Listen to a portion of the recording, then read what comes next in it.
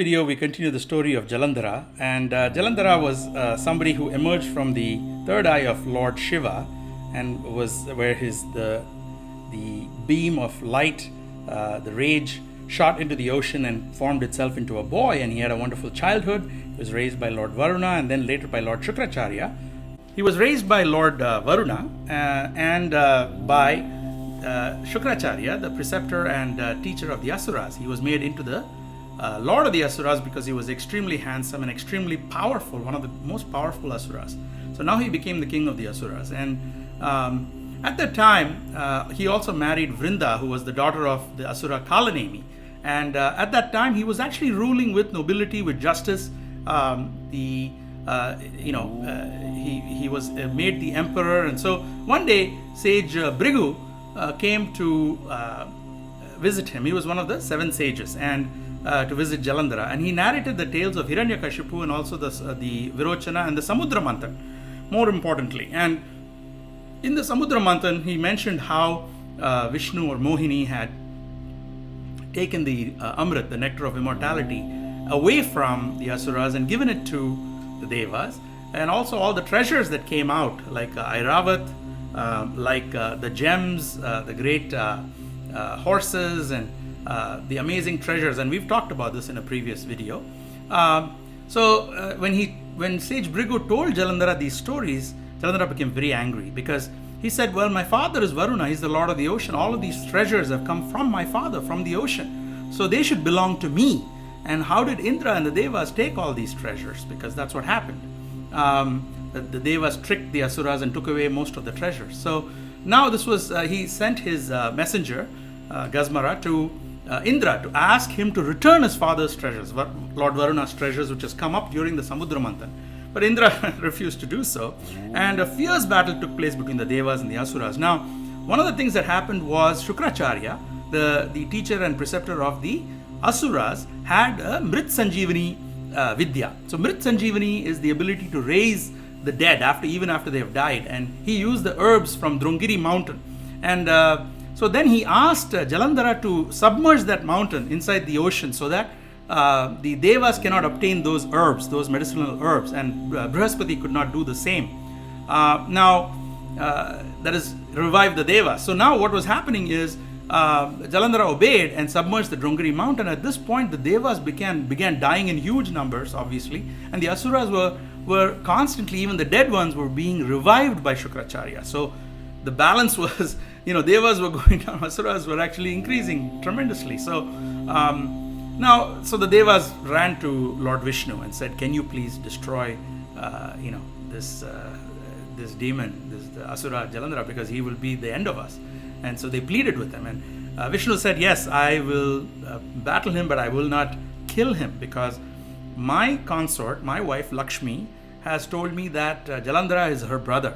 Jalandhara has emerged from the ocean. He is her brother. And so, as a result of this, a fierce battle was fought between Jalandhara and Lord Vishnu. The Puranas say that Lord Vishnu overpowered him. In his anger, he was about to cut off his head with the Nandak, his divine sword, Nandak. But Lakshmi intervened at that point and prohibited Lord Vishnu from killing her own brother. So Vishnu was very impressed at that point with Jalandhara's courage, his nobility, his ability to fight, his tremendous valor in the battlefield. And then he asked him, take any boon that you would like. And at that point, Jalandhara said, let me live in the Kshirasagara peacefully with my family and with the Lakshmi, goddess Lakshmi, who has taken me as a brother. So he started living there. Now, at that time, obviously now he's not fighting anymore, but he's also not helping the Devas, right? He has disappeared now. So he has refused to help both sides. So at that point, then actually the Asuras defeated, the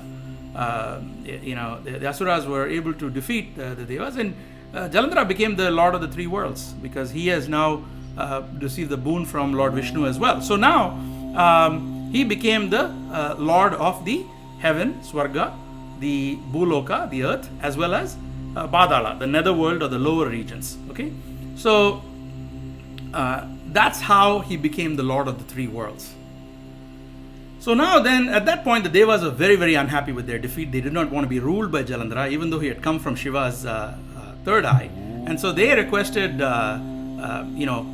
Sage Narada to do something. And Sage Narada went to Jalandhara, and he described the beauty of Kailash. He described the beauty of goddess Parvati. He said, you have nothing compared to this, the beauty of that place, and also you don't have any wives that are as beautiful as the most beautiful woman in the world, Devi, Parvati. And Jalandhara was extremely jealous, and he began to sent his messenger Rahu to talk to Shiva and accused him of being a hypocrite. He said, Rahu told Lord Shiva, you are a yogi, but you're ascetic, but yet you just meditate in the woods, but why do you keep such a beautiful wife and live in such a nice place? So he makes fun of Lord Shiva, So Rahu makes fun of Lord Shiva, and then at that point, Lord Shiva then becomes extremely angry, and from his brow comes out the Kirti Mukha. Kirti Mukha is a fearsome demon, fearsome creature actually, with gaping mouth and a lion's head and many tentacles. And you can see it in many temples. You can see the Kirti Mukha in the entrance. It's a very scary looking, being. And it nearly killed Rahu, but the messenger was able to escape, and war was now being declared by Lord Shiva himself on Jalandhara. So now at that point, Jalandhara marched to Kailash. But at that point, what had happened was Shiva had gone to Lake Manasa. And so Jalandhara surrounded his troops around Lake Manasa.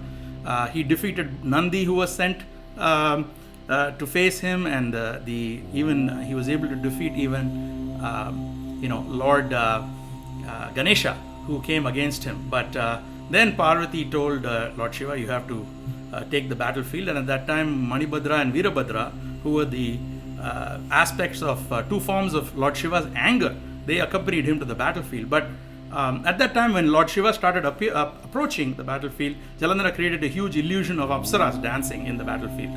And this distracted the army of Lord Shiva, and including Manibhadra, Veerabhadra, and Nandi, and Lord Ganesha, and so on. So then Jalandhara actually disguised himself as Shiva and went to Parvati to trick her. But Parvati knew what had happened. She became so enraged that her eyes became blood red, her skin became dark, and she began to become Kali. And she was going to attack him. He ran away. So Jalandhara actually ran away from there. And at that point, then Parvati then went to Vishnu and said, she was so enraged, she asked Vishnu to trick Vrinda, the wife of Jalandhara. And just like Jalandhara tried to trick her. So when Vishnu did this, however, he destroyed her chastity, right? Vrinda's chastity, because Vrinda believed that her husband had come back. And because Vishnu made her believe that actually Jalandhara had been killed by Lord Shiva, because she had heard he was being attacked by Lord Shiva, and that in fact he had been brought back to life, and now he had come back. So he asked Jalandhara. So now she cursed Lord Vishnu that you will suffer just like my husband has suffered, and I am suffering loss of chastity. And in fact, in the future avatar of Lord Rama, that's what happens when Sita is tricked by Ravana and kidnapped, and then Rama has to face that sadness and the separation, and then finally she also gives herself to Bhumi Devi and leaves him completely after Lava and Kusha are born, and so on. So this is Vrinda's curse. Vrinda is a very pious, very loyal, very chaste wife to Jalandhara. And so after hearing this, Jalandhara was mad with anger, because he heard of this, and the illusion had also disappeared from the battlefield.